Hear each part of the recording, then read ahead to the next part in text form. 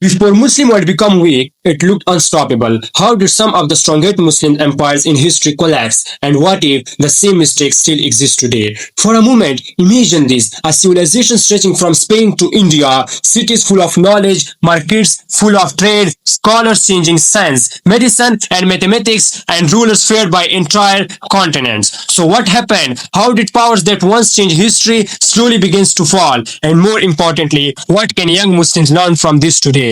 Because this story is not just history. In many ways, it is also about us. When Islam first spread, Muslims were not rich, they were not powerful, they did not have giant armies, but they had something powerful, purpose. After the Prophet Muhammad passed away, many people thought everything would collapse. Arab tribes started leaving Islam, chaos started growing, but then came Abu Bakr Zatalanho. Abu Bakr Zatalanho, he was calm, strong, focused. Instead of fear, he chose responsibility, and slowly unity returned. Then came someone who completely changed history, Umar ibn Al-Khattab Zatalanho. Under Umar Zatalanho, Muslim lands expanded rapidly, but here is the interesting part. It was not only about war. He focused on justice. Even powerful governors were questioned, leaders were held accountable, poor people waited, and because of that, people trusted leadership. The Muslims would become stronger. But this is where things get interesting. History teaches something strange. Civilization usually do not collapse when they are weak. Many collapse when they become too comfortable. Slowly, luxury increase, discipline decrease. People forget what made them strong, and this mistake repeated again and again. Years later, during parts of the powerful Abbasid Caliphate, Muslim would become a center of knowledge. In places like Baghdad, scholars studied science, medicine, astronomy, and philosophy. Names like Ibn Sina and Al-Khwarizmi helped shape knowledge that even the modern world still uses.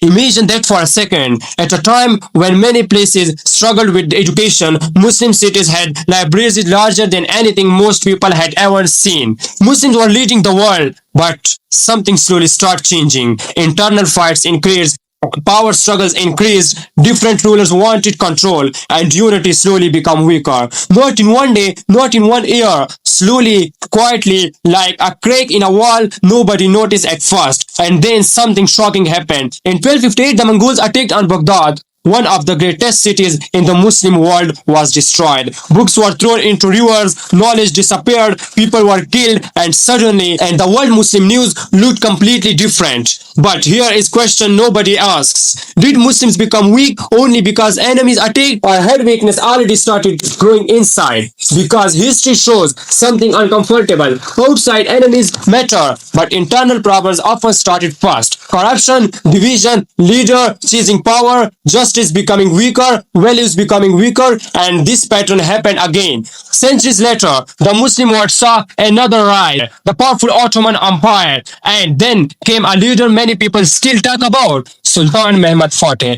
At just 21 years old, he conquered Constantinople, a city many thought could never fall. People called it impossible, but discipline, training, and belief made it happen. Think about that. A young leader changed history, not because he waited for motivation, because he had vision. But this is where things change. Later in history, parts of the powerful Muslim empire slowly become too dependent on the past success. Innovation slowed, internal problems grew, corruption increased in same places. And while the world changed, some Muslim powers struggled to adopt. Meanwhile, Europe was growing stronger, technology was changing, polities were changing, and history does not wait for anyone. Not kingdoms, not empires, not people. Another powerful example was Salahuddin Ayyubi. People remember him for strength, but many forget something important. Even his enemies respected him. Why? Character, discipline, justice, mercy. He did not only lead armies, he controlled himself. And maybe this is one of the biggest lessons in this story. Because when the Muslims were strongest, it was not just military power, it was character, purpose, discipline, justice, trust. But when these things become weaker, strength also become weaker. And maybe this sounds familiar today. Look around. Many young Muslims feel lost. Constant comparison, social media, pressure, no purpose, no discipline. Many says, I want peace, I want motivation, I want closeness to Allah. But here is the hard question. Can peace exist without direction? Can discipline grow without struggle? Because history shows something shocking. Even powerful empires did not collapse in one day. It starts small. One missed prayer, then another, then guilt, then distance. Then slowly, it become normal. Scary, right? And this is where history becomes personal, because maybe this video is not only about Muslim empires, maybe it is also about us. The Quran repeatedly reminds believers about justice, patience, unity, and remembering Allah. Not because Allah needs us, because we need guidance. When Muslims forget values, problems increase. When justice becomes weak, trust disappeared. When ego becomes stronger, division increase. And honestly, you can even see this in normal life today.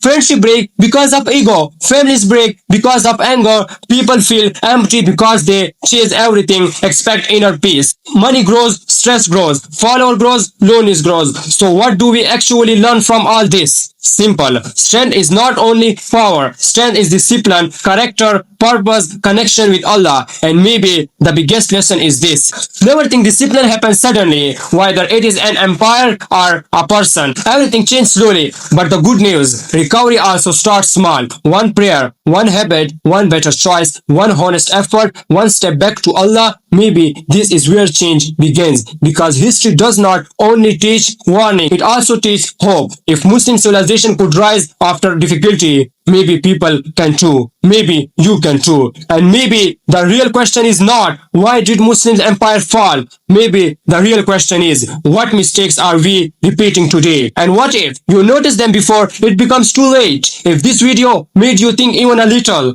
then doesn't scroll away. Click the next video on your screen, because the next story might change how you see your life and your relationship with Allah. And if you want more videos that make Islam feel real, emotional, and deeply connected to modern life, subscribe, because sometimes one reminder changes everything.